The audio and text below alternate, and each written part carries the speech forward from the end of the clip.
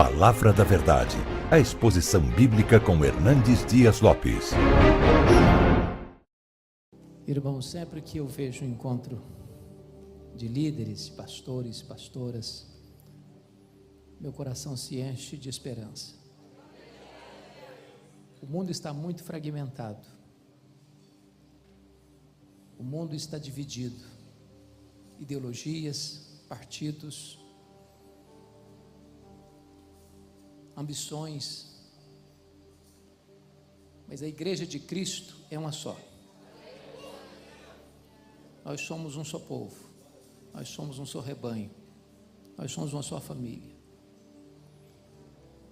Não há nada mais lindo no mundo do que a Igreja de Cristo. Você chega no lugar onde você nunca foi outrora, vê pessoas que você nunca tinha conhecido antes, e com 5 minutos você se sente em casa. Só na Igreja de Deus acontece isso. Em tempos de crise, a igreja nunca deu marcha ré. Historicamente, a igreja avançou, cresceu, se fortaleceu. E a visão do líder é fundamental nesse momento. Porque enquanto tantos apostam no fracasso, enquanto tantos acham que vamos ter tempos sombrios, nebulosos, a igreja avança. Porque neste vozerio de pessimismo, a igreja tem uma palavra de segurança. Deus está no trono. As rédeas da história estão em suas mãos. E nós temos uma mensagem que não conhece fracasso. É o Evangelho de Jesus Cristo. É o poder de Deus para a salvação de todo aquele que crê.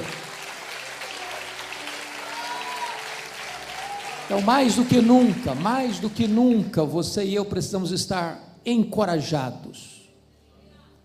Porque a igreja, e só a igreja tem a resposta para esse mundo. Continue pregando, continue sonhando, continue aguardando coisas grandes de Deus. Empreenda grandes projetos no reino de Deus. Eu quero repartir com vocês um texto, e talvez eu vou ter que dividir esse texto em 2 partes, para não passar por ele com muita rapidez. Está em Atos dos Apóstolos, capítulo 20, e eu peço que você abra. Nós vamos ler todo o texto agora, e vamos até onde o pastor vai me dar um sinal. Levantou a mão, comandante manda, o soldado raso obedece. Então, e aí dá uma parada e retoma depois. Atos 20, a partir do verso 17.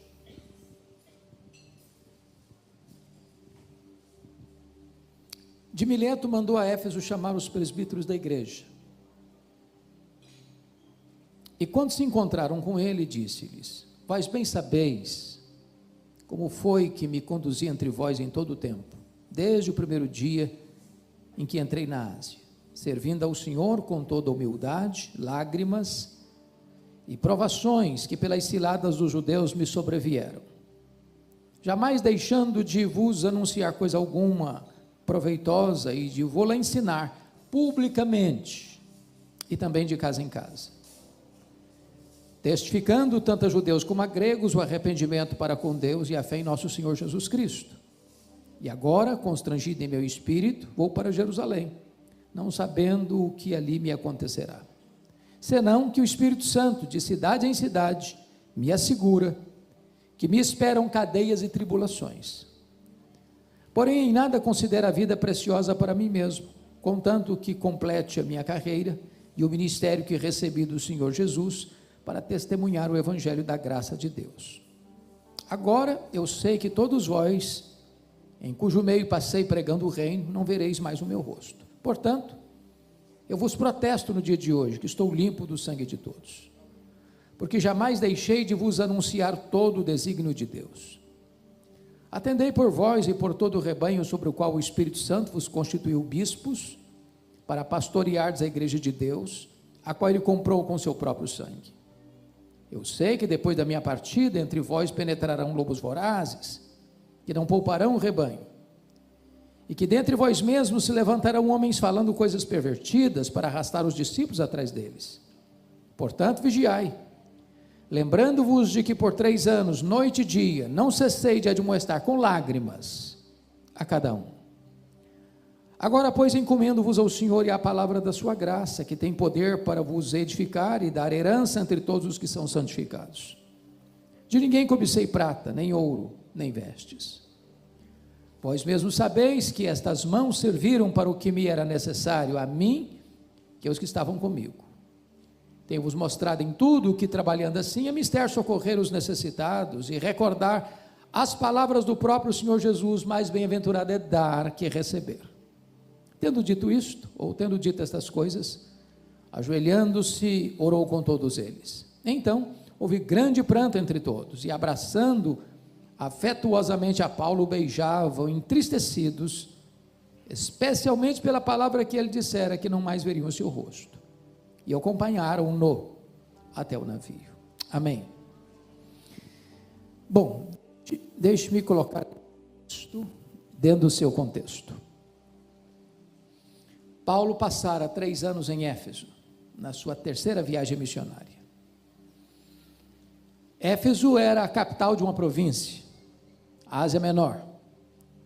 Na época, uma cidade metropolitana com mais de 300 mil habitantes, uma das maiores do mundo da época.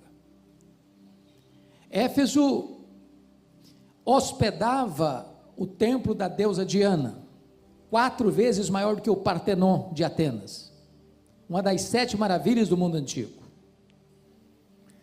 A cidade de Éfeso era uma cidade fortemente ligada ao comércio, porque a rota do mundo passava por ali. Éfeso era uma cidade idólatra, porque o templo da deusa Diana, além de ser uma beleza raríssima, era também o principal produto do comércio dos pessoas que chegavam e saíam de Éfeso, os turistas de Éfeso. Os nichos do templo, miniaturas do templo, era o principal produto de souvenir. Além de ser uma cidade idólatra, era uma cidade fortemente marcada pelo ocultismo. Agora pensem comigo que Paulo chega ali em 3 anos. Sobrenaturalmente ele impacta a cidade, a ponto da idolatria recuar, dos feiticeiros convertidos queimaram os seus livros em praça pública, avaliados em mais de 50 mil denários,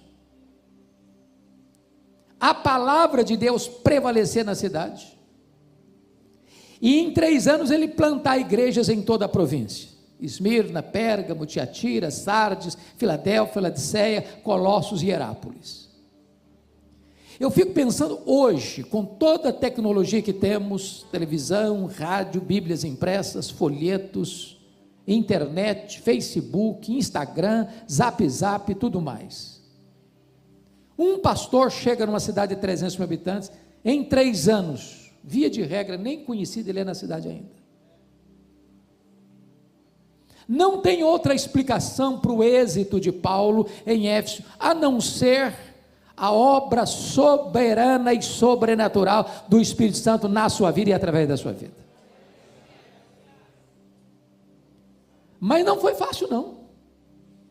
Ele chega a comentar, ao escrever à igreja de Corinto, enquanto estava em Éfeso, que ele enfrentou em Éfeso lutas, aliás, feras.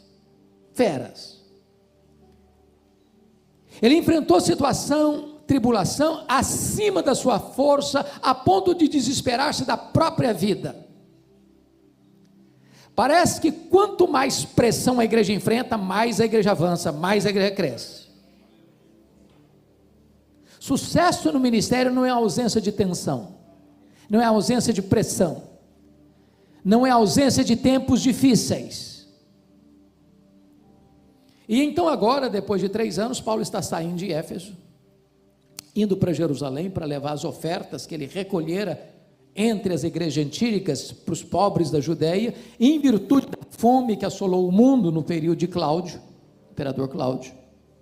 E então ele para aqui em Mileto, chama os presbíteros para uma espécie de discurso de despedida, onde ele vai abrir o coração e partilhar com eles suas instruções de como eles deveriam se portar na igreja.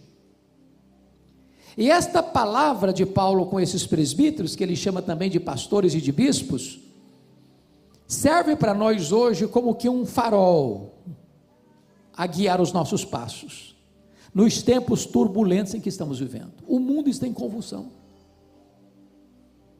estamos vivendo uma onda de cristofobia no mundo inteiro.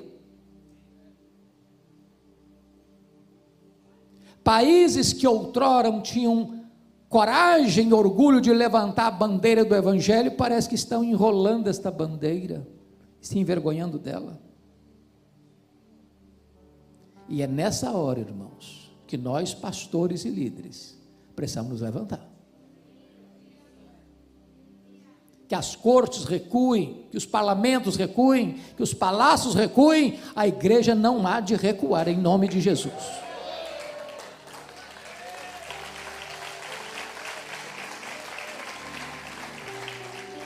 E neste encontro com os líderes da igreja, Paulo vai mostrar alguns compromissos que você e eu precisamos ter.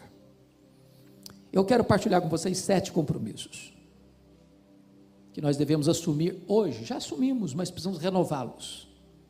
Primeiro compromisso do líder, confira comigo aí, versículo 19, é o nosso compromisso com Deus. Olha o verso 19: servindo ao Senhor com toda humildade, lágrimas e provações que pelas ciladas dos judeus me sobrevieram. A pergunta elementar, básica, mais essencial e não óbvia é: a quem estamos servindo? Porque é possível que a gente entre para o ministério, realize o ministério com motivações equivocadas. Servimos a nós mesmos? Servimos a denominação? Servimos a igreja? Servimos a grupos da igreja? A famílias da igreja? A quem estamos servindo? Porque quem serve a Deus não depende de aplausos e nem se desencoraja com críticas. Quem serve a Deus não está atrás de holofotes. Quem serve a Deus não levanta monumentos a si mesmo. Quem serve a Deus não tem medo de perseguição. A quem estamos servindo? Porque se isso não estiver claro no nosso coração, irmãos, nós podemos até fazer uma grande obra, mas a motivação não é boa, não está certa. E vocês sabem disso, Deus está mais interessado em motivação do que em ação. O fato, entretanto, de nós estarmos a serviço de Deus, não significa que vamos ter vida fácil.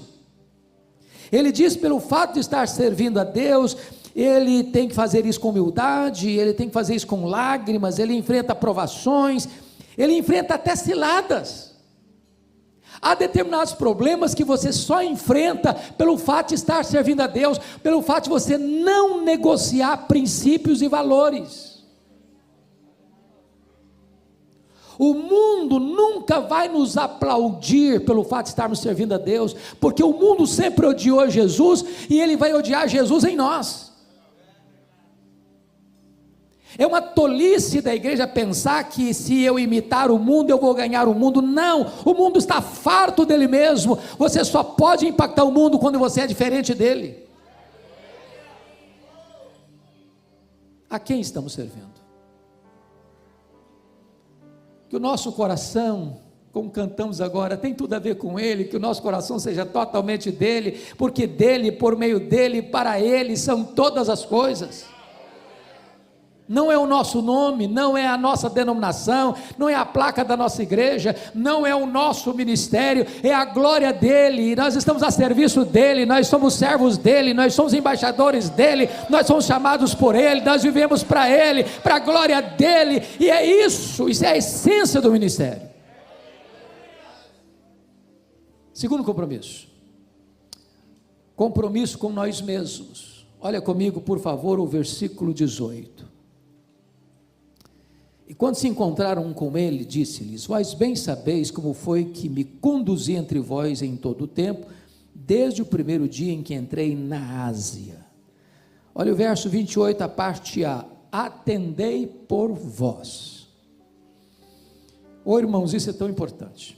O que Paulo está dizendo para esses irmãos é o seguinte: olha, vocês conhecem, o dia que eu cheguei aqui, lembram-se disso, pois a minha vida, minha postura, meu ministério, meu trabalho, minha conduta, minhas ações, minhas reações, minhas decisões, desde o primeiro dia até o último dia, hoje, que eu estou indo embora, teve consistência, não houve zigue-zague, altos e baixos, não foi um tobogã. Em outras palavras, a vida do líder é a vida da sua liderança. Seu ministério tem exatamente o tamanho da sua vida. Há um ditado na língua portuguesa que diz que a última impressão é a que fica. No ministério não pode existir a última impressão, é a primeira, é a segunda, é a última. Tudo precisa estar na mesma régua.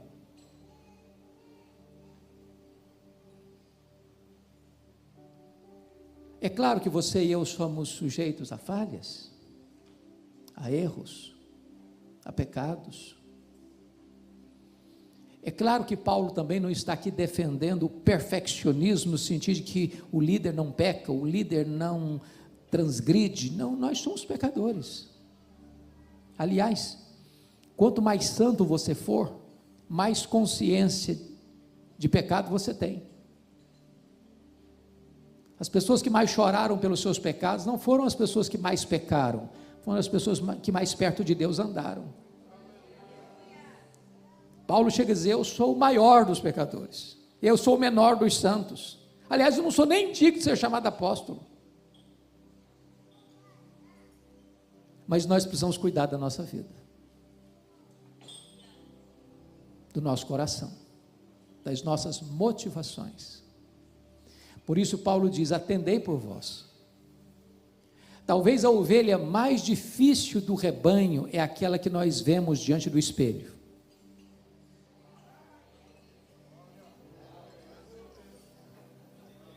Se nós não pastorearmos a nós mesmos, nós estaremos desqualificados para pastorear todo o rebanho de Deus. Por quê? Porque os pecados, se a vida do líder é a vida da sua liderança, os pecados do líder são os mestres do pecado. Isso porque os pecados do líder são mais graves, são mais hipócritas e são mais danosos do que os pecados dos outros. Mais graves porque o líder peca contra o maior conhecimento. Mais hipócritas porque o líder denuncia o pecado em público e às vezes o pratica em secreto. E mais danosos porque quando um líder cai, mais pessoas são atingidas. Então Paulo diz: atendei por vós. Vigie a sua própria vida, pastoreie o seu próprio coração. E vocês que são pastores, pastoras, pregadores, pregadoras, sabem disso. É mais fácil você pregar para uma multidão do que você pregar para você mesmo. Você confrontar a você mesmo, você enfrentar a você mesmo. Mas Paulo diz: atendei por vós. E ele dá o exemplo: vocês sabem como eu me comportei entre vocês, desde o primeiro dia em que entrei na Ásia, até o dia que eu estou me despedindo de vocês. Que Deus os dê graça, irmãos, para manter o fogo aceso no nosso coração, para manter o óleo fresco na nossa cabeça, e para manter as vestes alvas. Terceiro princípio: o compromisso do líder com a palavra de Deus. Chama a sua atenção para os versos 20 a 27, e eu não sei qual a versão que você está usando, mas na minha versão, a versão atualizada, no verso 20 há dois verbos, anunciar e ensinar. No verso 21 tem o verbo testificar no gerúndio. No verso 24 tem o verbo testemunhar. No verso 25 tem o verbo pregar no gerúndio. E no verso 27 tem o verbo anunciar. Obviamente, todos esses verbos estão relacionados com a palavra de Deus. O pastor, o líder, precisa ser o homem da palavra, mestre na palavra, douto na palavra, que maneja bem a palavra da verdade. A palavra manejar é cortar em fatias retas, não fazer curva.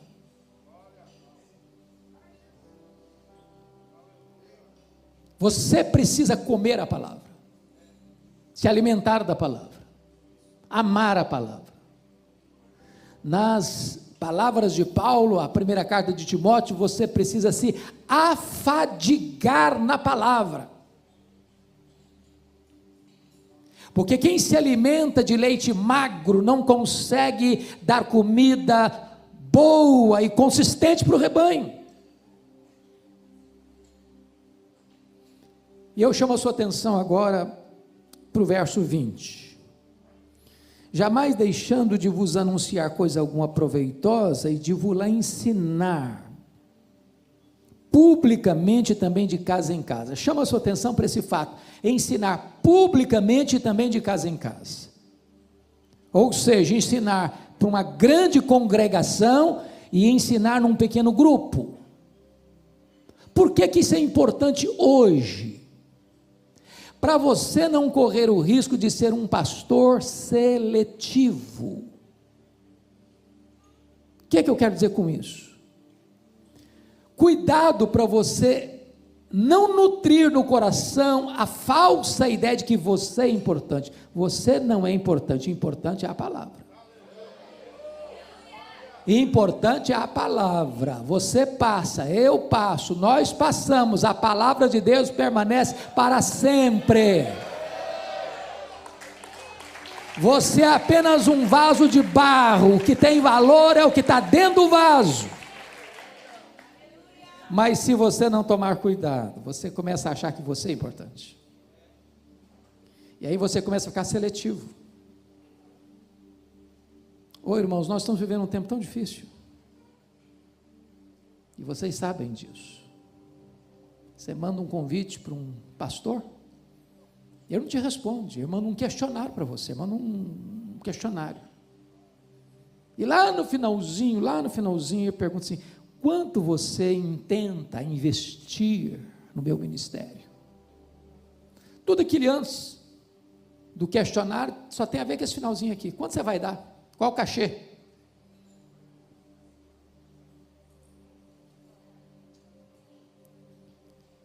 Certa feita, fui convidar um cidadão para pregar, não consegui falar com ele porque ele estava blindado. Tem pastor que está blindado.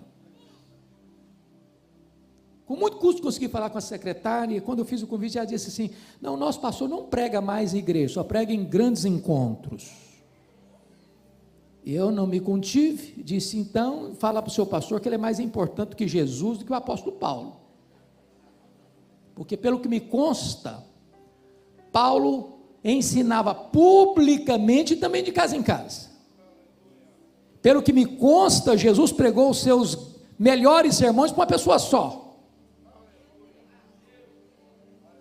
Então, cuidado, pastor, para você não achar que você é grande. E ao receber um convite de uma igreja pequena, ou de uma igreja de bairro, ou de uma congregação de chão batido, não, lá eu não vou, eu sou agora um cara muito importante, eu só vou em grandes igrejas, ou em grandes congressos. Para com isso. Para com isso. Eu não estou dizendo que você não possa ser estratégico e responsável com a mordomia do seu tempo, não estou dizendo isso não. O que estou lhe dizendo é para você vigiar o seu coração.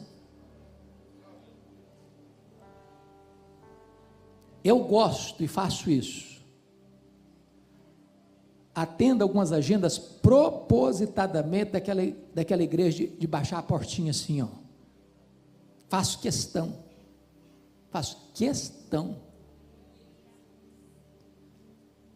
Para que você nunca passe essa ideia de que agora você é seletivo e só prega em grandes encontros. Ensinando publicamente também de casa em casa. Mas outra coisa aqui, você tem uma igreja menor, uma congregação menor, não, eu vou chegar lá, vai ter 5, 10, 15, 20 pessoas, deixa eu fazer um estudozinho assim, meio sapecado mesmo, que tem pouca gente. Prepare-se, como se você fosse pregar numa grande cruzada, num estágio lotado, para pregar para 5, para 10, para 15, para 20 pessoas. Faça com excelência. Faça com excelência. Motivação. Mas há outra coisa que eu destaco. Olha o verso 21 agora comigo. Testificando tanto a judeus como a gregos, o arrependimento para com Deus e a fé em nosso Senhor Jesus Cristo. Note você que no verso 20 ele estava ensinando. Mas no verso 21 ele está testificando arrependimento para com Deus e fé em nosso Senhor Jesus Cristo. Arrependimento para com Deus e fé em nosso Senhor Jesus Cristo são os dois elementos da conversão. O que você notou aqui? Paulo é um mestre no verso 20 e Paulo é um evangelista no verso 21. Mas qual a importância de frisar isso aqui agora? É porque, irmãos, nós estamos vivendo uma época em que a vasta maioria dos pastores que estão saindo dos seminários diz assim: eu tenho o dom de mestre, mas não de evangelista. O cara não sabe o que é atravessar a rua, entrar na casa de uma pessoa e compartilhar Jesus. Ele é um bom evangelista do púlpito, faz um grande sermão, mas nunca entrou na casa de alguém, ou raramente vai e leva uma pessoa a Cristo. Na década de 80, uma frase ganhou o Brasil no mundo evangélico, alguns talvez se lembrem: ovelha gera ovelha, pastor não gera ovelha. Essa premissa é parcialmente verdadeira. Por ser apenas parcialmente verdadeira, ela é totalmente falsa. Preste bem atenção nisso. Não é verdade que pastor não gera ovelha. Não é verdade. Pastor é um evangelista, sim. Pastor é um ganhador de alma, sim. Pastor não só ensina, pastor também testifica arrependimento para com Deus e fé em nosso Senhor Jesus Cristo, sim. Eu não sei a realidade da denominação dos irmãos todos que estão aqui, mas via de regra, as igrejas hoje estão querendo mais performance, e em muitos seminários hoje ninguém mais dá uma aula, vai para um seminário se não tem mestrado, outros exigem doutorado. Lá no passado, quando eu fiz seminário, e não foi tanto tempo assim, um pastor de igreja dava aula, talvez tinha de fato um pouco de limitação no conhecimento, mas botava fogo no coração da gente, fogo no coração da gente. Hoje o que acontece? O professor de um seminário é tempo integral, tem mestrado, doutorado, pós-doutorado, e aí ensina o pastor a ser um cara de gabinete. Ele é mestre, mas não é evangelista. Aí o cara tem doutorado, pós-doutorado, e mais um porque, e a igrejinha está desse tamanho e fica desse tamanho. Sabe por quê, filho? Quem não semeia não colhe. Não adianta. Tem hora que eu tomo alguns sustos na vida. Eu chego para pregar, aí o pastor é uma pessoa de conhecimento bastante limitado. Ele diz: eu estou aqui há 5 anos, já plantei 40 congregações, estamos aqui com 5 mil membros. Dá vontade de ajoelhar nos pés dele. Ele falou: meu irmão, me ensina aí. Ensina aí. Eu não estou com isso dizendo que você não deva ser um estudioso, não. Eu acho que nós estudamos pouco. Pelo menos para sermos obreiros aprovados. Mas eu estou dizendo para você que só você estudar, sem o poder do Espírito Santo, sem fogo no seu coração, sem amor pelas almas perdidas, sem você sair do conforto do ar-condicionado e numa cadeira almofadada, para ir gastar mais as solas dos seus sapatos, do que o assento dos seus bancos, não vai adiantar. Irmãos, o pastor é o exemplo. Se ele não é evangelista, ele não ensina o povo a evangelizar. Se ele não tem amor pelas almas, ele não ensina o povo a ter amor pelas almas. Se ele não tem paixão no coração por ver a igreja crescer, a igreja não vai crescer. A igreja é o espelho do pastor. As nossas ovelhas nos veem mais do que nos escutam. Agora notem mais. Quando chega no verso 27, ele diz assim: porque jamais deixei de vos anunciar todo o desígnio de Deus. Eu amo isso aqui, sabe por quê, irmãos? Porque hoje, às vezes, nós estamos pregando temas da nossa preferência. Nós até pregamos a palavra, mas não pregamos toda a palavra. Nós somos seletivos. E eu não vejo outra forma de você pregar todo o desígnio de Deus, desculpem dizer isso agora, sem você conhecer e talvez experimentar com grande entusiasmo o que significa pregação expositiva. Eu, quando vou pregar numa igreja, via de regra, eu chego à conclusão na leitura do texto. Irmãos, vamos abrir a Bíblia. Eu leio o texto. Aí, terminou de ler a Bíblia, o povo faz assim, ó. Qual a conclusão que você chegou? Esse povo, primeiro, não está acostumado com pregação expositiva. Segundo, esse povo não espera que eu vou trabalhar esse texto. Terceiro, esse povo está dizendo para mim o seguinte: olha, não importa o que o texto diz, eu quero saber o que o senhor tem para falar. Quer dizer uma coisa para você, filho: o pregador só tem um compromisso, é ler a Bíblia, é explicar a Bíblia e aplicar a Bíblia. Deus não tem nenhum compromisso com a palavra do pregador, Deus tem compromisso com a sua palavra. A promessa de que a palavra não volta vazia não é a palavra do pregador, não é a palavra de Deus. Então, fortemente eu encorajo você, meu amado, a estudar a Bíblia, a expor a Bíblia, a pregar a Bíblia, a entender a Bíblia e levar o seu povo a amar a Bíblia. Quando você terminar um sermão, ninguém vai ficar encantado com você, vai ficar admirado com a beleza, a riqueza da palavra de Deus.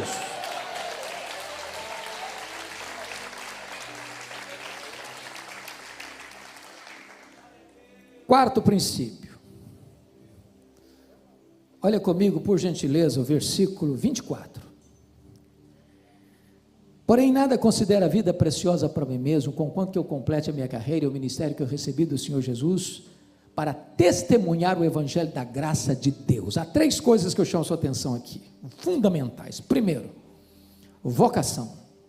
Vocação. Ministério que recebi do Senhor Jesus Cristo. Paulo não é um voluntário. Paulo é alguém que foi chamado. Ele não abraçou o ministério por outras motivações. Ele foi convocado. Mas o que é vocação? John Joett, no seu livro Pregador, Sua Vida e Sua Obra, diz que muitos pensam que vocação é o seguinte: fulano tentou vestibular, hoje não tem mais, o Enem também, mistura Enem com vestibular, vamos pensar na antigüedade, tentou vestibular para medicina, não passou, Aí o cara tentou vestibular para engenharia, também não passou. Aí ele tentou para advocacia, também não passou. Aí ele tentou para economia, também não passou. Aí dá um start na cabeça dela. Claro, gente, claro, olha aí. Óbvio, Deus está me chamando para o ministério. Toda a porta fechada é porque Deus está me chamando para o ministério. Isso não é vocação, não. Vocação é quando você tem todas as portas abertas e você só enxerga uma porta. É o chamado de Deus para a sua vida. Isso é vocação. Algemas invisíveis. Você pode até tentar recuar, mas isso vai ser um fogo no seu coração. Vocação. Ô irmãos, quantas pessoas estão no ministério sem brilho nos olhos? Meu Deus, que loucura! Um dia eu estava numa reunião de liderança de pastores, de avaliação do trabalho do ano, e peguei o relatório de um pastor, e eu fiquei pasmo. Ele fez 35 visitas no ano. Uma igrejinha de 100 membros. Eu chamei o cidadão e falou: você deve ter errado aqui, eu acho que você botou os dados do mês no ano. Eu falei: não, do ano mesmo. Fui apertando o cara. Falou: onde você estava, meu filho? Eu estava na internet. Ô irmãos, tem pastor que sabe tudo das igrejas dos colegas, tudo, mas não cuida da igreja dele. Ô varão, se você foi chamado, põe a sua alma nisso, põe o seu coração nisso, põe a sua energia nisso, põe a sua mente nisso. Você tem que pensar na igreja 24 horas por dia. Meu Deus, me dá estratégia, meu Deus, me dá sonhos, meu Deus, o que é que eu tenho que fazer? Meu Deus, põe no meu coração a tua direção. Oh meu Deus, se tu me chamaste, eu quero estar por inteiro, por completo aqui nesta obra.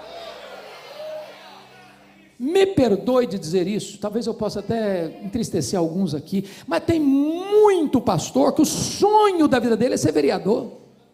O sonho da vida dele é ser vereador. Meu amado irmão, eu gostaria de dizer para você o seguinte: aquilo que Spurgeon disse para os seus alunos: meus filhos, se a rainha da Inglaterra convidar vocês para serem embaixadores em qualquer lugar do mundo, não rebaixem de posto, vocês já são embaixadores do Rei dos Reis e do Senhor dos Senhores. Apaixone-se pelo ministério. Deus chamou você para a mais honrosa vocação do mundo: ser portador de boas novas de salvação. Segundo, abnegação. Olha o versículo 24 novo. Em nada considero a vida preciosa para mim mesmo. Por que ele está dizendo isso? Ele está dizendo isso porque enquanto ele estava indo para Jerusalém, levando muitas ofertas, era tanto dinheiro, que até o rei ficou interessado um pouco nessa grana. Tanto dinheiro,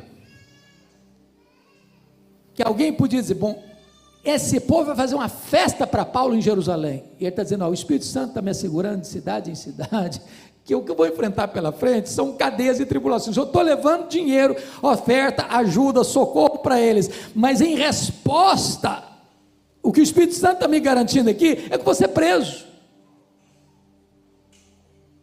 Talvez se fosse hoje, bom, eu não vou lá não, eu vou mandar uma comitiva levar o dinheiro, mas vou lá nada, vou para que eu vou para lá? Estão querendo me prender? Mas não vou. É nessa conjuntura que ele diz: mas em nada considero a vida preciosa para mim mesmo. Irmãos, o ministério tem muitas alegrias. Se eu tivesse 10 vidas, eu queria ser pastor em todas elas. Mas não tem ministério sem luta, não. Se você quer viver uma vida mansa e tranquila, então desista do ministério. Tem luta sim.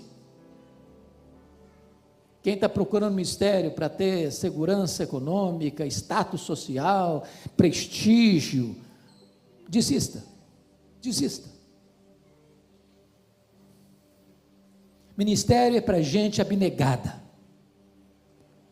Para a gente que diz que não importa o que vai acontecer comigo, eu quero ser pastor. Não importa o que vai acontecer comigo, eu quero continuar pregando. Não importa se problemas vêm, se a tempestade chega, se a perseguição vem, se as pessoas vão lutar contra mim, se vão falar mal de mim. Não importa o que vai acontecer comigo pela frente, eu quero estar comprometido com esta vocação.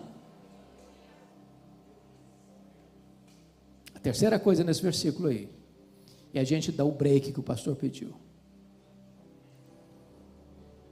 Pode seguir, pastor? Então vamos seguir. Vamos seguir. Tá. Terceiro ponto. Paixão. Vocação, abnegação, paixão. Em nada considero a vida preciosa para mim mesmo, conquanto que eu complete minha carreira e o ministério que eu recebi do Senhor Jesus para testemunhar o evangelho da graça de Deus. Oh, amados irmãos, que coisa preciosa é você testemunhar o evangelho da graça de Deus. Sabe por quê? Você tem a garantia de que você não vai fracassar. Nenhum empresário tem garantia de que não vai fracassar. Nenhum comerciante tem garantia de que não vai fracassar. Mas você tem garantia de que você vai ter êxito. Porque este evangelho é o poder de Deus para a salvação de todo aquele que crê.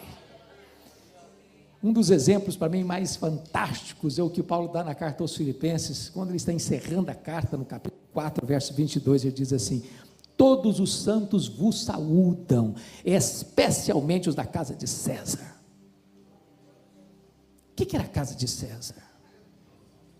Era um antro de corrupção, de traição, de prostituição, de violência, onde tinha harém de homens e de mulheres, onde os soldados eram treinados para matar crianças, velhos, grávidas. Era um lugar onde tinha os banhos públicos com muita promiscuidade. Era um lugar onde tinha altares aos muitos deuses. Um lugar que não tinha adjetivos para defini-lo, porque se Roma era a cloaca do mundo, não tinha adjetivo para caracterizar a casa de César. Eu estou falando de César aqui, é o Nero, aquele que mandou matar sua mãe, aquele que mandou crucificar os crentes, aquele que mandou queimar os crentes em praça pública, aquele que era louco a ponto de matar membros da sua família. E aí Paulo podia chegar lá e falar: não, isso aqui é jogar pérola aos porcos. E num lugar tão terrível quanto este, ele prega a palavra mesmo algemado, e conversões, e conversões, e conversões, e conversões, e conversões, e conversões. Se você pregar a palavra de Deus num prostíbulo, vai ter conversão lá. Se você pregar a palavra de Deus numa boca de fumo, vai ter conversão lá. Se você pregar a palavra de Deus num bar cheio de bêbados, vai ter conversão lá, porque a palavra de Deus é poderosa.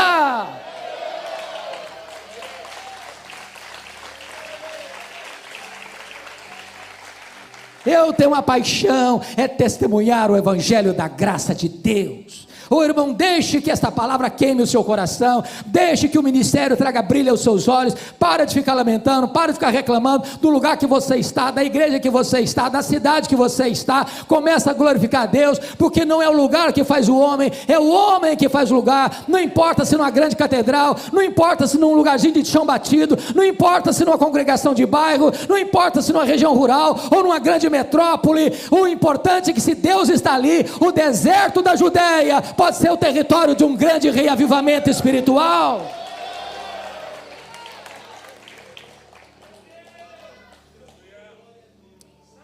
Quinto compromisso. Olha comigo, por favor, o versículo 28 a 30. Atendei por vós e por todo o rebanho sobre o qual o Espírito Santo vos constituiu bispos, para pastoreardes a igreja de Deus, a qual ele comprou com seu próprio sangue. Eu sei que depois da minha partida, entre vós penetrarão lobos vorazes, que não pouparão o rebanho, que dentre vós mesmos se levantarão homens falando coisas pervertidas, para arrastar os discípulos atrás deles. Então nós já falamos do compromisso com Deus, do compromisso com você mesmo, do compromisso com a palavra, do compromisso com o ministério.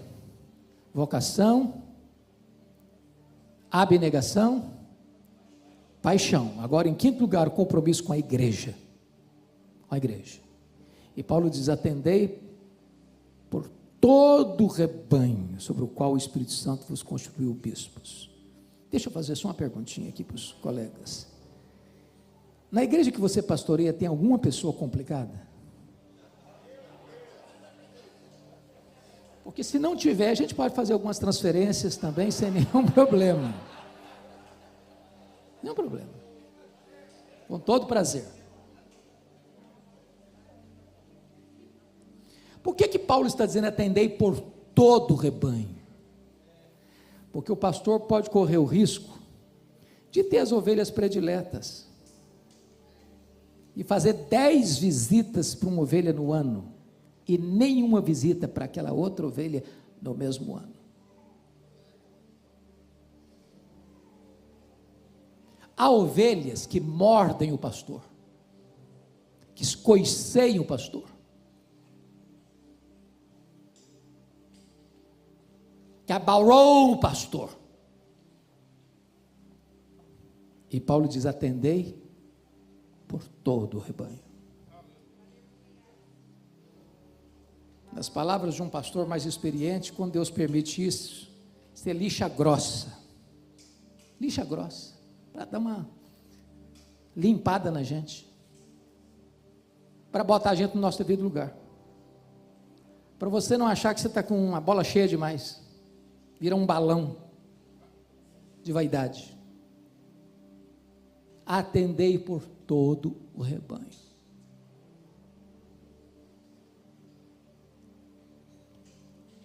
Agora preste atenção, sobre o qual o Espírito Santo vos constituiu bispos. Aqui tem algo sublime para nós. Você conhece igreja onde o pastor é o chefe, é o dono, quem manda é ele, e não fica na frente não, que ele te arrebenta? Tem política de bastidor para ficar ou para sair? O que Paulo está dizendo é o seguinte: ou você entende que é o Espírito Santo quem te colocou ali, ou então você está fora do lugar. Não precisa de política de bastidor, nem precisa e nem deve. Quem comanda a igreja é Jesus. Quem dirige a igreja é o Espírito Santo. A igreja só tem um cabeça, só tem um dono. E o dono da igreja tem marcas nas suas mãos. Eu nunca esqueço uma cena, há alguns anos, com o pastor Aguiar Valvassouras, pastor da igreja Nazaré de Campinas. Eu estava no carro com ele, ele dirigindo, eu aqui do lado, no carona, e um pastor jovem atrás.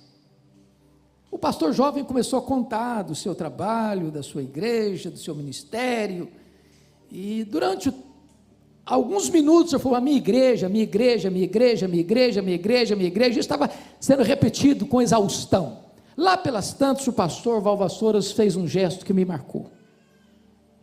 Tirou a mão direita do volante, botou a mão para trás assim, e disse: bota a sua mão aqui, filho. Aí o pastor botou a mão na mão do pastor, o pastor deu uma alisada na mão e disse assim: eu não estou vendo marcas de cravos nas suas mãos. Não só fala mais nada não, eu queria morrer.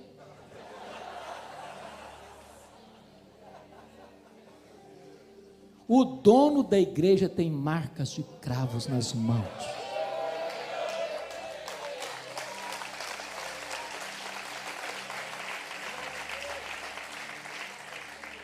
Ô irmãos, como isso é bonito, porque se você sabe que é o Espírito Santo quem botou você ali, você enfrenta a luta, você enfrenta a oposição, você enfrenta a perseguição, você enfrenta a traição, você vai para frente, você é um leão. Agora, não queira botar o homem na frente, não queira fazer política de bastidor, não, porque vai dar tudo errado. Tudo errado. E ele prossegue e diz assim: o Espírito Santo vos constituiu bispos para pastoreardes a igreja de Deus. De quem que é a igreja? De Deus. A igreja não é sua, nem minha, nem nossa. Nós podemos e usamos apropriadamente minha igreja, como Paulo diz, o meu evangelho.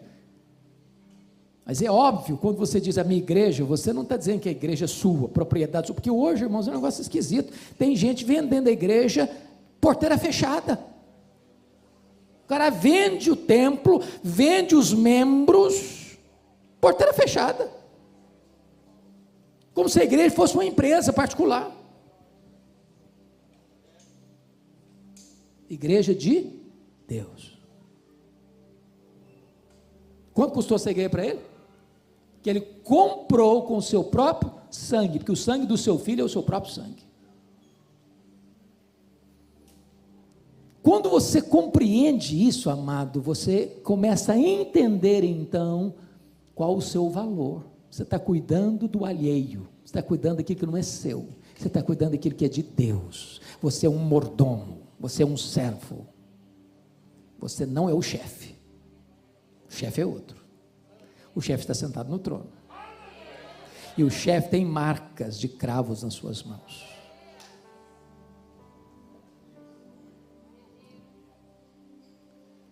Mas agora Paulo chega no verso 29, ele tem um alerta soleníssimo a fazer. Preste atenção. Você que tem talvez o hábito de grifar como eu, preste atenção. No verso 29 ele diz: eu sei que depois da minha partida, entre vós, grife a expressão entre vós. Depois do verso 30 ele diz: e que dentre vós, grife a expressão dentre vós. Aí eu pergunto para você, no verso 29, eu sei que depois da minha partida, entre vós penetrarão lobos vorazes que não pouparão o rebanho. A pergunta é: os lobos estão dentro ou estão fora aqui? Os lobos estão dentro ou estão fora aqui no verso 29? Dentro. Vocês leram direito? Leiam outra vez. Leiam de novo. Os lobos estão fora, querendo entrar. Querendo entrar. Quem são os lobos? Os falsos mestres, os falsos profetas, aqueles que não trazem o ensino fiel das Sagradas Escrituras. Vocês acham que tem falsos mestres hoje? Tem lobos hoje?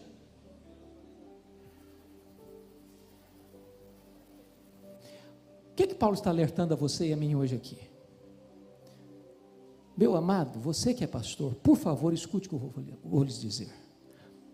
Por favor, nunca convide alguém para estar no púlpito da igreja que Deus lhe confiou, se você não sabe quem é essa pessoa.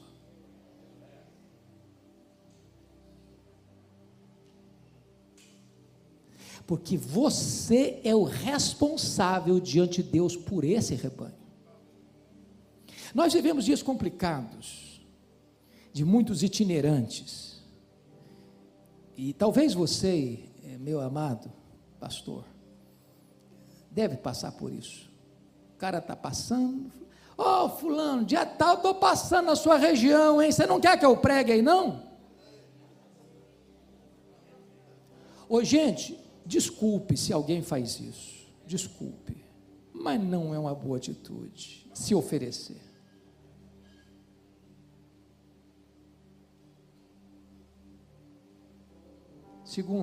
Segundo, não pense que todo mundo que diz que é de Deus, de fato é de Deus. Deixa eu lhes dar um pequeno exemplo.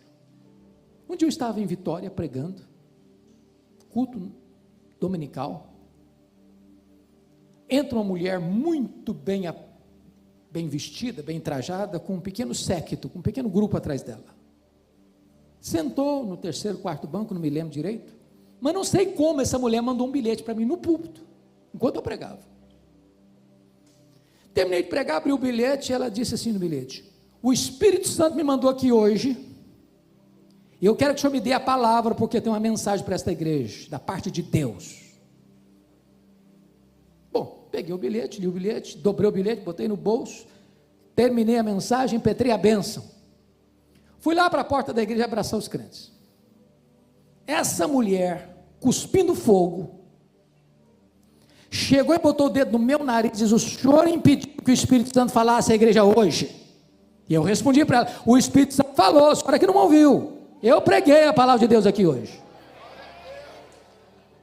Eu não sei quem é a senhora, não sei de onde a senhora vem, não sei no que a senhora crê, mas pela sua petulância, eu sei que Deus não tinha uma palavra de Deus através da senhora por aqui não. Essa mulher fez um estrago na vida de muitas igrejas em Vitória. Então, irmão, você é o pastor da igreja, cuide desse rebanho, para que os lobos não entrem, porque pode ter certeza, o lobo, ele sempre vem travestido, ele não vem dizendo que ele é lobo, ele não vem mostrando as garras, ele não vem mostrando as presas. Os falsos mestres, via de regra, são muito amáveis no trato, são muito bonitos na fala, eles enredam com o discurso. Cuidado do rebanho de Deus, proteja o rebanho de Deus. Deus colocou você ali como um vigilante das ovelhas, porque ovelha, é muito curiosa essa imagem da ovelha. A ovelha é um animal inseguro, míope, teimoso, que não sabe se proteger, não sabe correr, se cai num buraco não sabe se levantar sozinha. Ou você protege a ovelha, ou ela não tem capacidade de enfrentar o lobo. Mas termino agora então esse período com o versículo 29, olha aí comigo. Eu sei que depois da minha partida entre vós penetrarão lobos vorazes que não pouparão o rebanho. A expressão aí agora é dentre vós. Eu pergunto, o lobo está dentro ou está fora aqui? Está dentro, travestido, enrustido, disfarçado, querendo se levantar e se manifestar para fazer o quê? Para arrastar os discípulos atrás de quem? Atrás deles mesmos. Eles não formam discípulos para Jesus, eles formam discípulos para eles. Porque há dois tipos de grupo que gostam de ovelhas: é pastor para cuidar e lobo para devorar. Quantos de nós conhecemos história de pessoas se levantar de dentro da igreja para fazer um levante, um motim, e arranca pessoas, levam atrás deles mesmos? Cabe ao pastor, cabe à liderança da igreja cuidar disso, para que essas pessoas que estão ali, disfarçadas de ovelhas, mas não são ovelhas, não levem esse rebanho para o sacrifício. Deus nos constituiu não apenas como pastores, mas também como vigilantes das ovelhas que Ele nos confiou. As ovelhas não são nossas, as ovelhas são de Cristo, o bom pastor. Que Deus nos ajude. 5 dos 7 princípios que Paulo transmitiu àqueles presbíteros da igreja de Éfeso: compromisso com Deus, consigo, com a palavra, com o ministério e com a igreja. Agora eu gostaria então de repartir com vocês os últimos 2 princípios que ele vai ensinar, e que certamente são oportunos e necessários para a nossa vida hoje. O 6º princípio está aí nos versos 33 a 35. De ninguém cobicei prata, nem ouro, nem vestes. Vós mesmos sabeis que estas mãos serviram para o que me era necessário a mim e aos que estavam comigo. Tenho-vos mostrado em tudo que, trabalhando assim, é mister socorrer os necessitados e recordar as palavras do próprio Senhor Jesus: mais bem-aventurado é dar que receber. O princípio aqui é o compromisso do líder com dinheiro. Com dinheiro. Esse é um ponto muito sensível, de muita atenção. E eu quero dizer por quê. Porque penso que há 2 extremos, polarização sobre esse assunto. O primeiro extremo, irmãos, é quando o pastor é motivado por dinheiro. Jesus Cristo não chamou César de Senhor. Jesus Cristo não chamou nem mesmo o diabo de Senhor. Mas Jesus chamou o dinheiro de Senhor. Diz que ninguém pode servir a dois senhores. O dinheiro exige tempo integral, dedicação exclusiva. E há muitos pastores que optam por esta ou aquela igreja, pelo critério do dinheiro.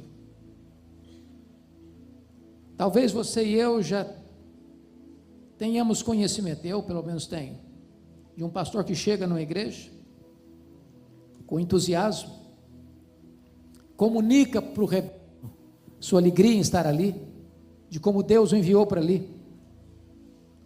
Daqui a 3 meses, ele recebe um convite de uma igreja maior, que paga o dobro do salário, e ele chega para a igreja e diz: meus irmãos, o Espírito Santo está me mostrando que Deus tem coisas mais amplas para mim.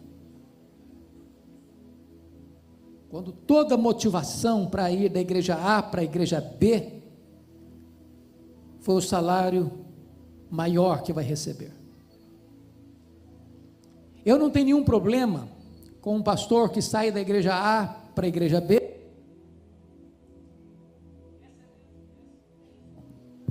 recebendo um salário maior na igreja B do que na igreja H.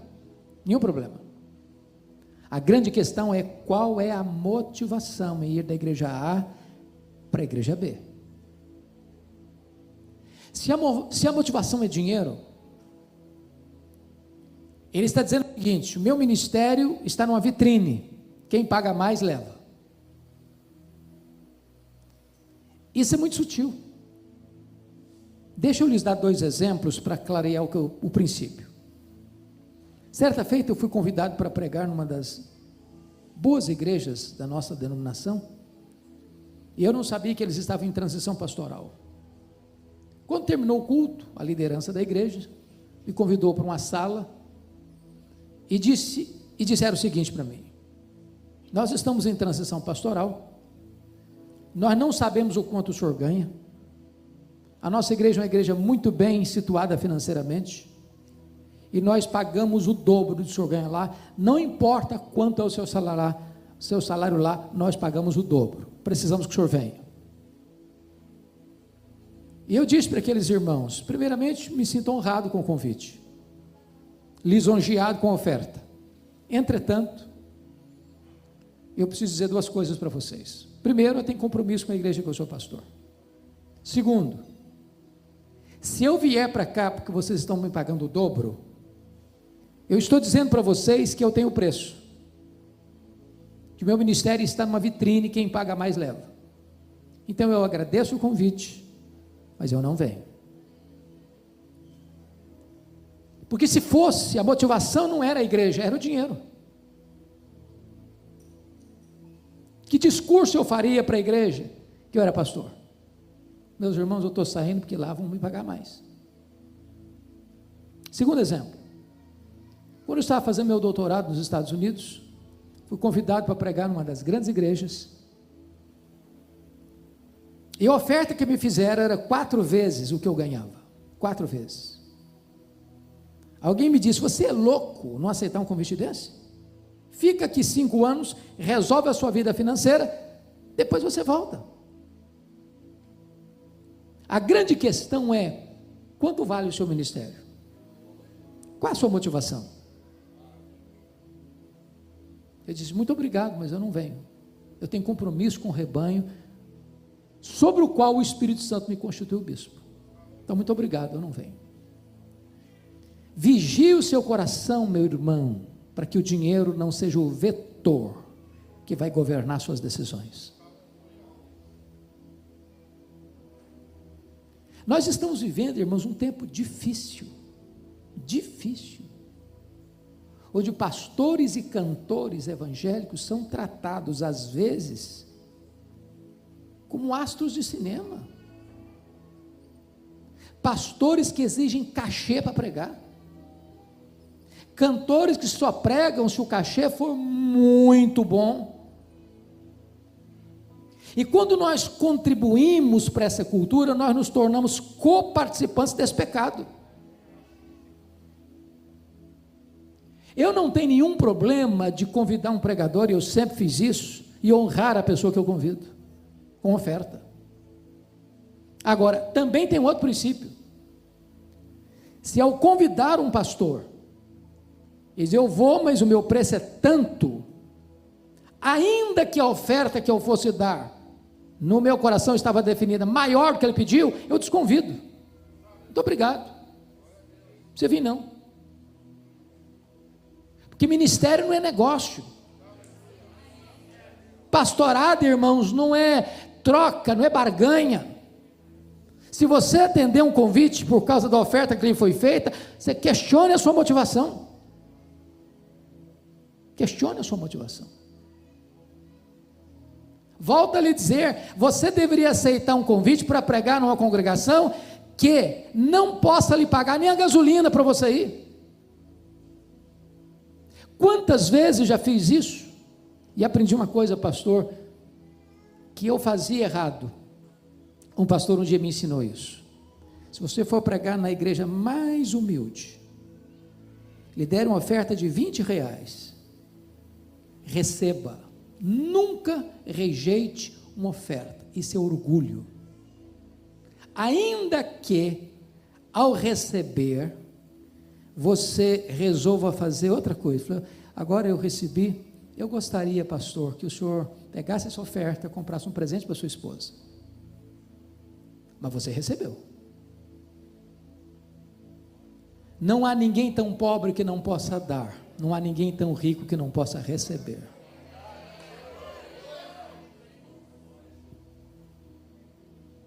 Agora, nós não podemos contribuir com essa tendência, irmãos, de receber cachê, pregar por cachê, cantar por cachê.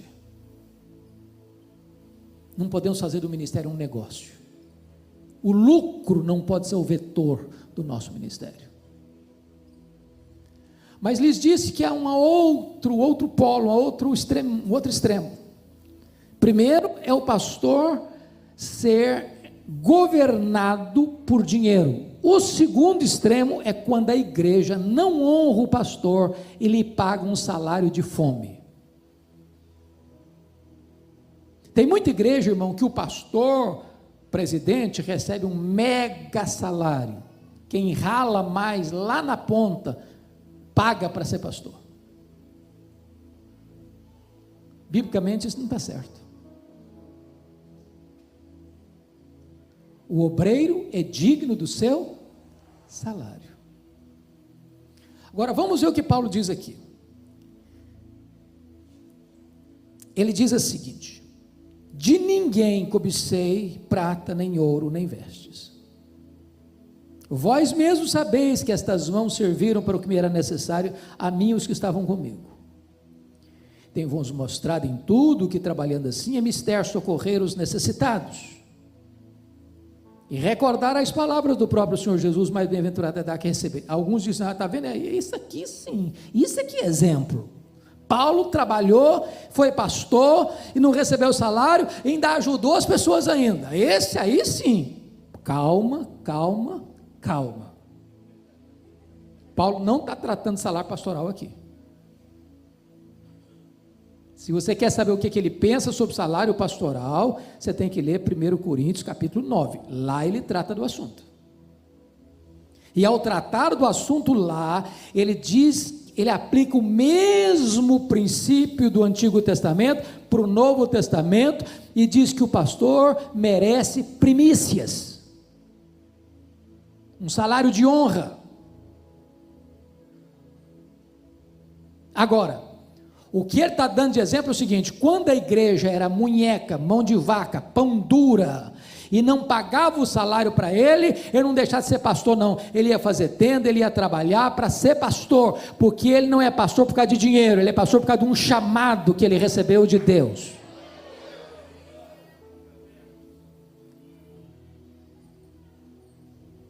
Então, se eu estou falando para um líder de igreja aqui hoje, que define o salário pastoral da igreja, Meu irmão, não permita que o seu pastor tenha um salário de fome. Que o seu pastor não durma de noite sabendo como é que ele vai pagar as contas.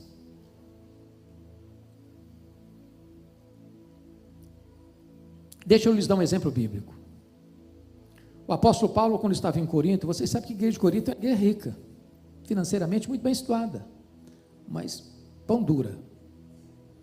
A igreja de Corinto não pagou o salário de Paulo enquanto ele foi pastor lá 1 ano e meio.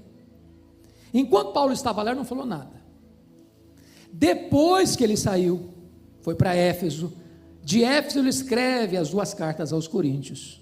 E aí ele puxa a orelha da igreja. Vamos ver isso? Abra sua Bíblia aí comigo em 2 Coríntios. 2 Coríntios.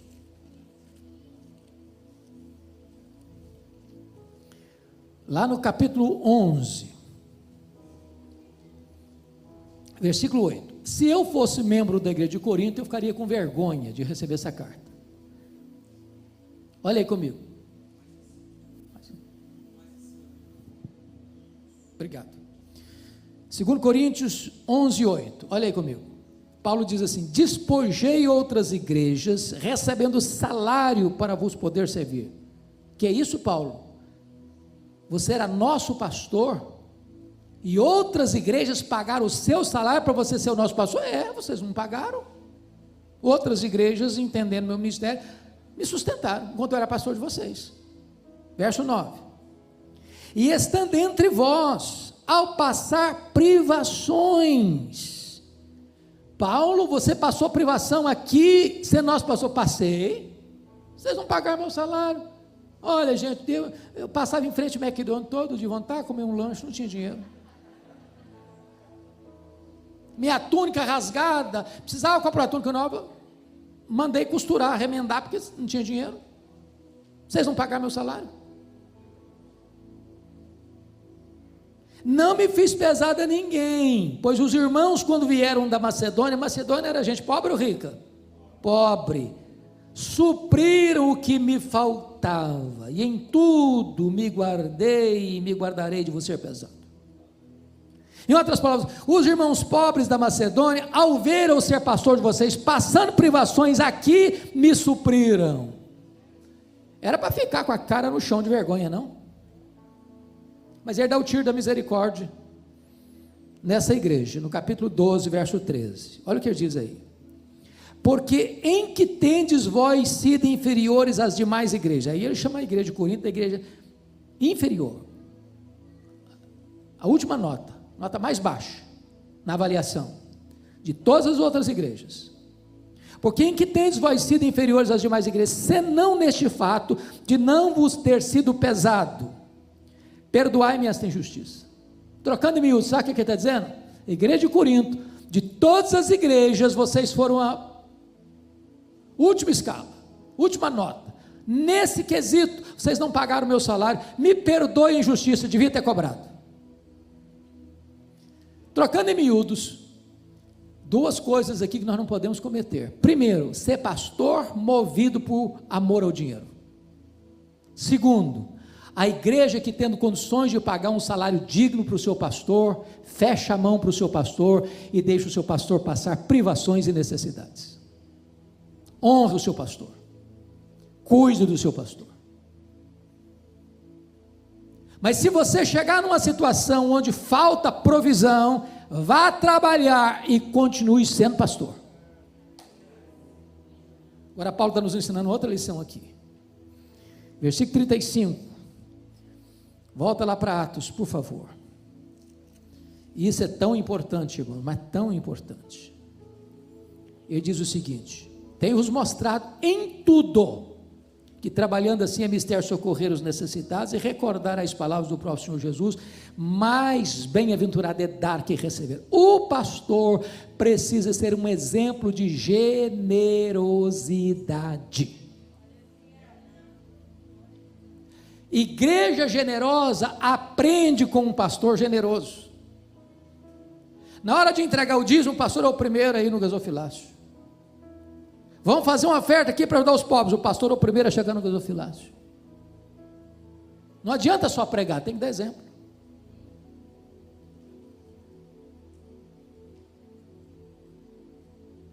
Oh, amados irmãos, como isso é fundamental, porque as nossas ovelhas aprendem muito mais olhando para nós do que escutando a nós. Generosidade é a alegria de dar. Não estou falando de barganha não, porque tem muita gente hoje que dá com motivação errada. Se você der 900, vai receber 10 mil. Bom, se a minha motivação é de receber 10 mil porque eu dou 1.000, minha motivação é dinheiro. Eu dou para a glória de Deus, eu dou para socorrer o necessitado. Eu sei que Deus é o Deus que retribui. Deus não fica em dívida com ninguém. Quem ajuda o pobre, diz Provérbios, empresta a Deus. A alma generosa prosperará. Aquele que retém mais do que é lícito, vaza pelos dedos, é pura perda. Se você é generoso, Deus certamente vai multiplicar a sua sementeira, mas cuidado com a motivação. Deus está mais interessado em motivação do que em ação. Então, o líder precisa saber muito bem como é que ele cuida de dinheiro. Quer ver uma coisa muito simples? Desculpe dizer isso. Pastor, não cuide de finanças da igreja, sobretudo se você estiver sozinho. Mas eu sou honesto. Claro que você é honesto, mas a Bíblia diz que você tem que fugir da aparência do mal. Quando Paulo levantou aquela grande oferta entre as igrejas antigas para mandar para Jerusalém, perceba isso, ele não levou a grana não, ele nomeou uma comissão para levar. Isso é transparência, isso é cuidado, isso é prevenção. Então, pastor, cuidado com dinheiro, não faça obra por amor ao dinheiro. E igreja, cuide do seu pastor, dando a ele um salário digno.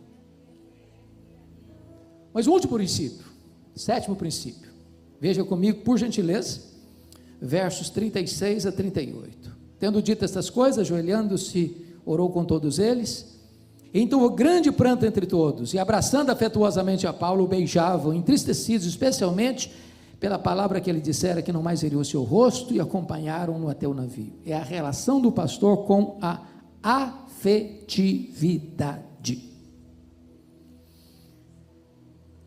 Bom, Paulo estava em Éfeso há 3 anos. É claro que ele não chegou hoje e já nomeou presbíteros. Claro, ele plantou a igreja, relacionou-se com aqueles irmãos, discipulou aqueles irmãos. Depois eles foram eleitos presbíteros. Então tinha menos de 3 anos que Paulo se relacionava com eles.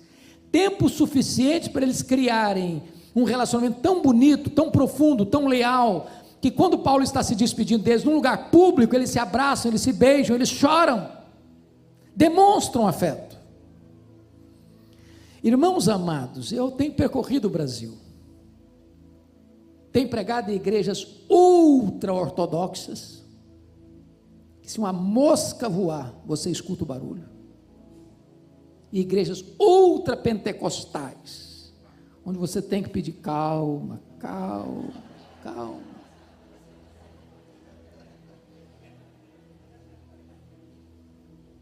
Sabe onde os pastores enfrentam mais tensão na igreja? Não é com as ovelhas, é com a liderança. Pastores com úlcera, pastores com insônia, pastores com depressão, pastores doentes emocionalmente, líderes que na igreja uma bênção, cantam, quando ficam ao redor de uma mesa, viram um monstro, quer subjugar o pastor, quer botar o pastor debaixo da sola do seu sapato. Pastor chega na igreja, primeiro dia a saudação é assim: você está de passagem, nós somos daqui, então abra os olhos, quem manda aqui somos nós.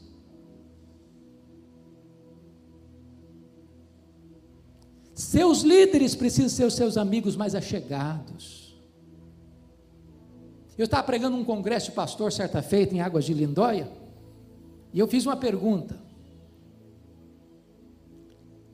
e a pergunta que eu fiz aos pastores foi essa: qual foi a última vez que você beijou os seus presbíteros, seja presbítero, diácono, ou líder da sua igreja? Houve um silêncio sepulcral na sala, ninguém levantou a mão. Tomei um susto, até que um mais corajoso levantou no fundo da sala e respondeu assim: beijar eu não beijei não, mas vontade de morder eu tive algumas vezes.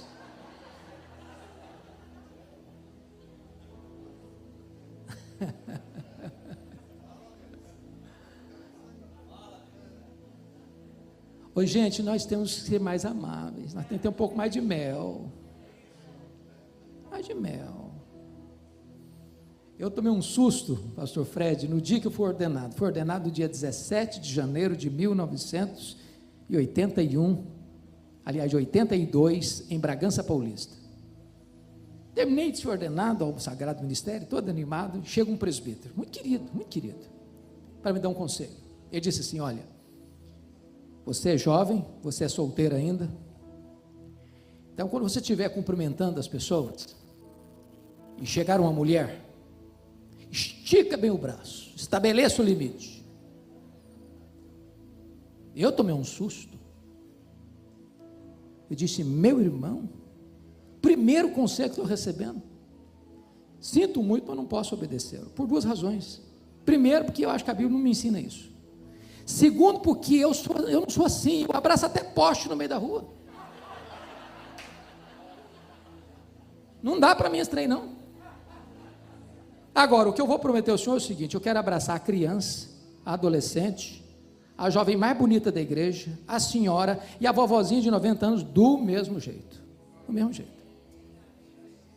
Se a pessoa vier tirar uma casquinha, Cedão chega para lá também com educação. Não precisa ser indelicado, não. Com educação. Se você quiser tirar a casquinha, então bote a boca no pó e se arrependa. Agora, seja amável com as pessoas. Seja doce. Pastor tem que ter cheiro de ovelha. Pastor é aquele que a criança corre e abraça as suas pernas e pula no seu colo. Trate os seus líderes com honra. Pare de querer ser, esse aqui é meu protegido, é meu amigo, o outro lá, e começa a fazer política de bastidor. Para com isso. Ama seu povo, ama essas ovelhas. Uma coisa é amar a pregação, outra coisa é amar as pessoas para quem você prega.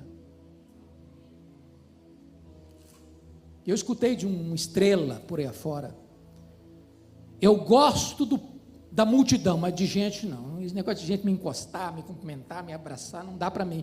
Aí sabe o que está acontecendo hoje? O cara chega para pregar, na hora que vai pregar, e acabou de pregar, racha fora. Não gosta do culto, não gosta do louvor, não gosta da congregação, não gosta do povo. Ele gosta do glamour, ele gosta do holofote. Pastor tem que ser amável.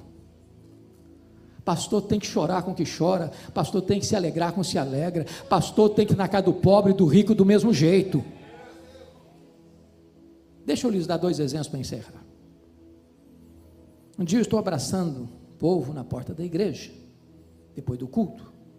Aproxima-se uma irmã e diz assim: pastor, o senhor sabe por que eu valorizo tanto o seu abraço aqui na igreja? Eu falei: não sei não, filha, por quê? Ela me respondeu: porque é o único abraço que eu recebo na semana.